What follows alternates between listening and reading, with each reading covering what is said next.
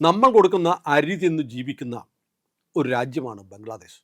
പക്ഷേ ബംഗ്ലാദേശ് ഇന്ത്യയോട് അതിഭീകരമായ ഒരു ചതി ചെയ്തിരിക്കുന്നു. വെറുതെ ചതി എന്ന് പറഞ്ഞാൽ പോരാ. കൽക്കട്ടയിൽ നിന്ന് വെറും 188 കിലോമീറ്റർ മാറി മോംഗ്ല പോർട്ട് എന്ന് പറയുന്ന തുറമുഖം ബംഗ്ലാദേശിലുണ്ട്. അതിനോട് ചേർന്ന് ഇന്ത്യയുടെ കിഴക്കൻ തീരത്ത് ആദ്യമായി ചൈനക്കാർക്ക് ഒരു താവളമുണ്ടാക്കാൻ അനുമതി കൊടുത്തിരിക്കുന്നു ബംഗ്ലാദേശിൻ്റെ പ്രധാനമന്ത്രി താരിഖ് റഹ്മാൻ എന്ന് പറയുന്ന ബംഗ്ലാദേശിൻ്റെ പ്രധാനമന്ത്രി. അയാൾ പ്രധാനമന്ത്രി ആയതിനു ശേഷം ആദ്യം പോയ രാജ്യം ചൈനയാണ്. ബംഗ്ലാദേശ് എന്ന് പറയുന്ന രാജ്യത്തിൻ്റെ താല്പര്യം വ്യക്തമാക്കുന്നതാണ്. ഇന്ത്യയിലേക്കാണ് സാധാരണ ബംഗ്ലാദേശ് പ്രധാനമന്ത്രിമാർ വരാറുള്ളത്. പക്ഷേ ഇയാൾ നേരെ ചൈനയ്ക്ക് പോയിട്ട് മോംഗ്ല പോർട്ടിനോട് ചേർന്ന തന്ത്രപ്രധാനമായ സാമ്പത്തിക മേഖല വികസിപ്പിക്കാനുള്ള കരാർ ചൈനയുമായി ഒപ്പിട്ടിരിക്കുന്നു. ഞാൻ നേരത്തെ പറഞ്ഞതുപോലെ കൊൽക്കത്തയിൽ നിന്ന് വെറും 188 കിലോമീറ്റർ ഇന്ത്യയുടെ കിഴക്കൻ ഭാഗത്ത് ചൈനയ്ക്കൊരു താവളം വരുന്നു.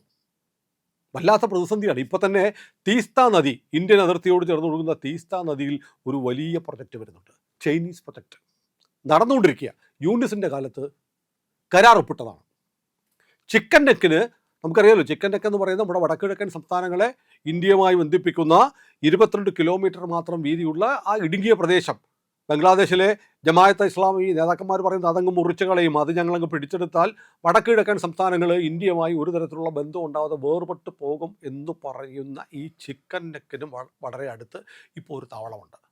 അപ്പോൾ ബംഗ്ലാദേശിന് കൂടെ ചൈന തങ്ങളുടെ വരുതിക്ക് കൊണ്ടുവരുന്നു എന്ന് മാത്രമല്ല, ചൈനയുടെ മുത്തുമാല നയമുണ്ട്. സ്ട്രിങ് ഓഫ് പേൾസ് എന്ന് പറയും. അതായത് ഇന്ത്യക്ക് ചുറ്റും മുത്തുകൾ പോലെ ഇന്ത്യയെ വളഞ്ഞു പിടിക്കുക. പാകിസ്ഥാനിലെ ഗ്വാദർ തുറമുഖം, ശ്രീലങ്കയിലെ ഹമ്പൻതോട്ട തുറമുഖം, അതുകൂടാതെ മോംഗ്ല പോർട്ട്, ഈ മൂന്നിടത്തും ഇന്ത്യയുടെ ചുറ്റും ചൈന പതുക്കെ താവളങ്ങൾ ഉണ്ടാക്കുന്നു. ഇപ്പോൾ ഒരു പ്രത്യേക സാമ്പത്തിക മേഖലയാണ് അവിടെ തുടങ്ങുന്നതെന്ന് പറയാം. ഏതാണ്ട് 110 ഏക്കർ ഭൂമി കൊടുക്കുകയാണ്. 110 ഏക്കർ ഭൂമി. പക്ഷേ നമുക്കറിയാം കൃത്യമായും ചൈനക്കാർ അവിടെ വ്യാവസായിക സംരംഭങ്ങൾ തുടങ്ങാനാണെന്ന് പറഞ്ഞ് വന്നാൽ ഉറപ്പായും അവിടെ ചാരപ്രവർത്തനം ഉണ്ടാവും, സൈനിക പ്രവർത്തനങ്ങൾ ഉണ്ടാവും. ഇതിനകത്തെ ചതി എന്ന് പറയുന്നത് ഇന്ത്യയും ബംഗ്ലാദേശും തമ്മിലുള്ള പരമ്പരാഗത ബന്ധമാണ്. നമ്മളാണ് ആ രാജ്യം ഉണ്ടാക്കാൻ സഹായിച്ചത്. 1971 പാകിസ്ഥാനുമായുള്ള യുദ്ധത്തിൽ കിഴക്കൻ പാകിസ്ഥാനെ ഒരു സ്വതന്ത്ര രാജ്യമാക്കി മാറ്റിയെടുക്കാൻ ഇന്ത്യ ഒരുപാട് ചോരയും വിയർപ്പും ഒഴുക്കിയിട്ടുണ്ട്. ഇന്ത്യൻ പട്ടാളക്കാർ കൊല്ലപ്പെട്ടിട്ടുണ്ട്.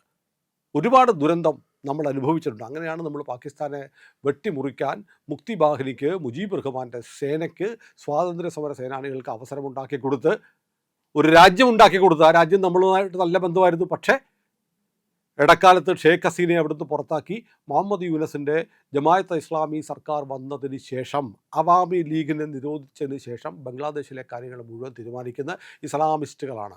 അവരുടെ ഏറ്റവും പുതിയ തീരുമാനമാണ് ഇന്ത്യക്കിട്ട് പണിയാൻ വേണ്ടി മോംഗ്ല തുറമുഖം, അതിനോട് ചേർന്നുള്ള പ്രത്യേക സാമ്പത്തിക മേഖല, സ്പെഷ്യൽ എക്കണോമിക് സോൺ ചൈനയ്ക്ക് കൊടുക്കുന്ന കരാർ ഇന്നലെ ബംഗ്ലാദേശ് പ്രധാനമന്ത്രി ഒപ്പുവെച്ചിരിക്കുന്നത്.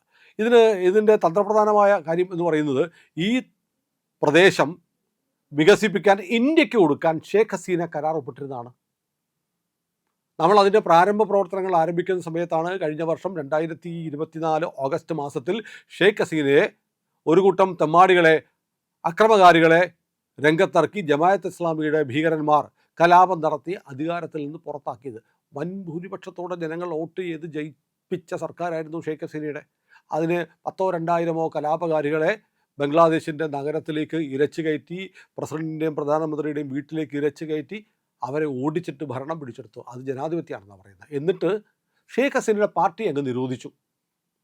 നിങ്ങളിനി ഇലക്ഷന് മത്സരിക്കണ്ട എന്ന് പറഞ്ഞിട്ട് ബാക്കിയുള്ളവർ മത്സരിച്ച് ജയിച്ചു. എങ്ങനെയുണ്ട്? ജനാധിപത്യമാണ്.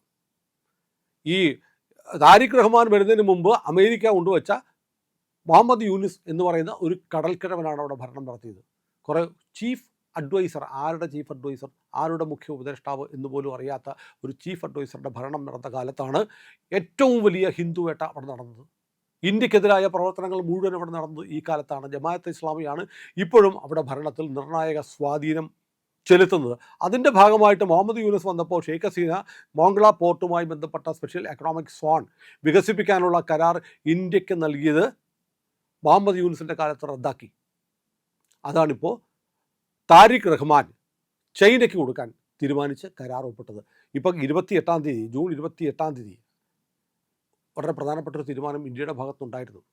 അതായത് നമ്മൾ ഉത്തരവ് പുറപ്പെടുവിച്ചു. ബംഗ്ലാദേശുമായിട്ടുള്ള നമ്മുടെ ബന്ധം, ഷെയ്ഖ് ഹസീന അധികാരഭ്രഷ്ടയായി ഇന്ത്യ അഭയം കൊടുത്തതിന് ശേഷം, ബന്ധം വഷളായതിനു ശേഷം ബംഗ്ലാദേശിൽ നിന്നുള്ള ആളുകൾക്ക് ഇന്ത്യയിലേക്ക് വരാൻ നമ്മൾ വിസ കൊടുക്കുന്നില്ലായിരുന്നു.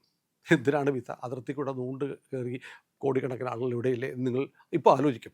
അത് ഇല്ലീഗലായിട്ട് വരുന്നതാണ്, നിയമവിരുദ്ധമായിട്ട് വരുന്നതാണ്. പക്ഷേ നിയമപരമായി ചികിത്സയ്ക്കും വിനോദസഞ്ചാരത്തിനുമൊക്കെ ആളുകൾ ഇങ്ങോട്ടാണ് വന്നുകൊണ്ടിരുന്നത്.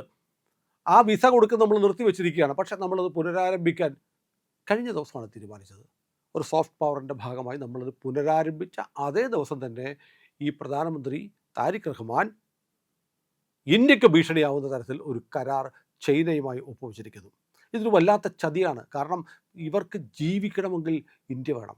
വൈദ്യുതി കൊടുക്കുന്ന നമ്മളാണ്, ഭക്ഷണം കൊടുക്കുന്നത്. ഇടയ്ക്കിടയ്ക്ക് മോദിക്ക് കത്തയക്കും, മുഹമ്മദ് യൂനുസും അയക്കുമായിരുന്നു, ഞങ്ങൾക്കൊരു 50,000 ടൺ അരി തരാമോ? കൊടുക്കും നമ്മൾ. ഇന്ധനം കൊടുക്കും, അവനാവശ്യമുള്ള കോട്ടൺ, പരുത്തി. അതാണ് ബംഗ്ലാദേശിൽ റെഡിമെയ്ഡ് ഗാർമെൻറ്റ് ഇൻഡസ്ട്രിയാണ് ബംഗ്ലാദേശിൻ്റെ ഏറ്റവും വലിയ ഇൻഡസ്ട്രി. അവിടെ ഇല്ല, കോട്ടണില്ല, പരുത്തിയില്ല. നമ്മളാണ് കൊടുത്തുകൊണ്ടിരുന്നത്. ഒരു വർഷം ഏതാണ്ട് 1,80,000 ടൺ ഡീസൽ നമ്മൾ കൊടുക്കുന്നുണ്ട്. അതിൻ്റെ പൈപ്പ് ലൈൻ ഇട്ടിട്ടുണ്ട്. സുമലിഘട്ട് റിഫൈനറിയിൽ നിന്ന് സ്പെഷ്യൽ പൈപ്പിട്ട് നമ്മൾ ഡീസൽ കൊടുക്കുന്നുണ്ടായിരുന്നവർക്ക്.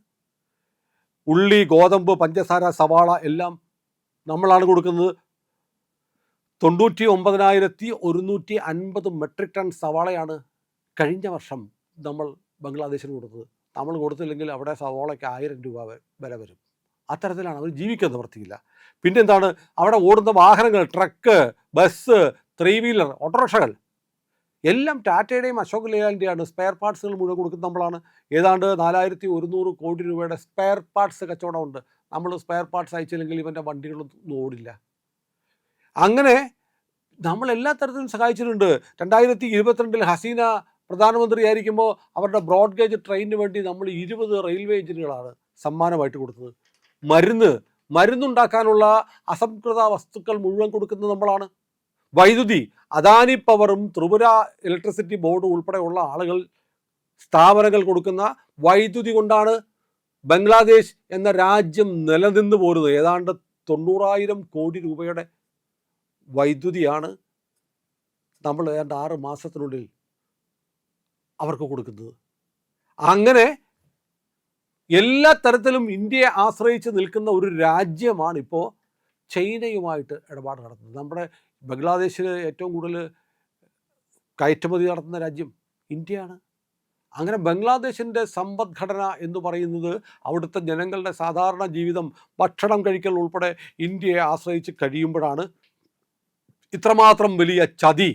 അരിയും തിന്ന് ആശാരിച്ചിയും കടിച്ച് പിന്നെയും നായ മുറുമുറുത്തോട്ടെന്ന് നാടൻ ചൊല്ലിൽ പറയുന്നത് പോലെ ബംഗ്ലാദേശ് ചെയ്തിരിക്കുന്നത്. നമ്മുടെ ആളുകൾക്ക്, നമ്മൾ നേരത്തെ ഈ ബംഗ്ലാദേശ് അവിടെ ഹിന്ദു വേട്ട നടന്നുകൊണ്ടിരിക്കുമ്പോൾ അരി ചോദിച്ചിരിക്കുന്നു, മോദി അത് കൊടുക്കും എന്നൊക്കെ പറയുമ്പോൾ അങ്ങനെ ചെയ്യരുതെന്നൊക്കെ പറയുന്നുണ്ട്. പക്ഷേ നമ്മളത് കൊടുത്തുകൊണ്ടിരിക്കുകയാണ്. തൊട്ട അയൽവക്കത്തുള്ള രാജ്യത്തെ പൂർണ്ണമായും പാകിസ്ഥാനെ പോലെ ഒരു ശത്രു രാജ്യമായി പ്രഖ്യാപിക്കാൻ നമുക്ക് താല്പര്യമില്ലാത്തതുകൊണ്ട് നമ്മൾ ഒരുപാട് കാര്യങ്ങൾ ഇങ്ങനെ വിട്ടുവീഴ്ച ചെയ്യുന്നുണ്ട്. അതിർത്തിയിൽ എന്താ അവർ കാണിക്കുന്നത്?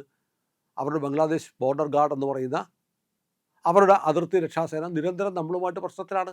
ജമാഅത്തെ ഇസ്ലാമി ഇപ്പോൾ തീരുമാനിച്ചിട്ടുണ്ട്, ഇന്ത്യ അവിടുന്ന് അനധികൃത കുടിയേറ്റക്കാരെ തിരിച്ചയച്ചാൽ അവിടെ വലിയ തോതിൽ അതിർത്തിയിൽ ആളുകൾ സംഘടിക്കണം. BGB ബംഗ്ലാദേശി ബോർഡർ ഗാർഡ്സ് മാറി നിൽക്കും. ബംഗ്ലാദേശികൾ ഇന്ത്യൻ BSFന് നേരെ കല്ലെറിയും. അപ്പോൾ ഇന്ത്യ ഗതികെട്ട് തിരിച്ച് വെടിവെച്ചാൽ സാധാരണ ജനങ്ങളെ കൊല്ലുന്നു എന്ന് പറഞ്ഞ് വലിയ പ്രശ്നം ഉണ്ടാക്കാൻ ശ്രമിക്കുന്നു. അതിർത്തിയിൽ വലിയ സംഘർഷമാണ്. അതിർത്തിയിൽ മമതയുടെ കാലത്ത് വേലി കെട്ടാൻ തയ്യാറാവാതിരുന്ന സ്ഥലത്ത് മുഴുവൻ ഇപ്പം നമ്മൾ വേലി കെട്ടുക. ഈ വേലി കെട്ടുന്നതിന് ബംഗ്ലാദേശ് ബോർഡർ ഗാർഡ്സ് എതിർക്കുകയാണ്. എന്തിനാണ്? നമ്മുടെ അതിർത്തി കിട്ടുന്നതിന് ഇവർക്ക് എന്താ പ്രശ്നം? അവർക്ക് ഇങ്ങോട്ട് നിർബന്ധം ആളുകളെ കടത്തി വിടണം, കള്ളക്കടത്ത് നടത്തണം, കന്നുകാലി കള്ളക്കടത്ത് നടത്തണം. എന്തിന്? നമ്മുടെ നാണയങ്ങൾ പോലും കടത്തിക്കൊണ്ട് പോകുമായിരുന്നു. ബംഗ്ലാദേശിലേക്ക് ഇന്ത്യയിൽ 5 രൂപ നാണയങ്ങൾ ഉൾപ്പെടെയുള്ള നാണയങ്ങൾ കൊണ്ടുപോകും. എന്തിനാണെന്നറിയോ? 5 രൂപയുടെ ഒരു നാണയം കൊണ്ടുപോയാൽ അവർക്ക് 10ഉം 12ഉം രൂപ വിലയുള്ള 8ഉം 10ഉം ബ്ലേഡുകൾ ഉണ്ടാക്കാം. അതായത് നമ്മുടെ 5 രൂപ നാണയം ഉരുക്കിയിട്ട് അവർ ബ്ലേഡ് ഉണ്ടാക്കും. 5 രൂപയുടെ കോയിനാണ്, 5 രൂപ മുടക്ക്. അവർ 12 രൂപ വിലയുള്ള 10 ബ്ലേഡ് ഉണ്ടാക്കും. അപ്പോൾ എത്ര ലാഭം? 5 രൂപ മുടക്കിയിട്ട് 120 രൂപ ലാഭം. ഇങ്ങനെ നമ്മുടെ ഇന്ത്യൻ നാണയങ്ങൾ പോലും കള്ളക്കടത്തായി കൊണ്ടുപോയിട്ടിരുന്നു.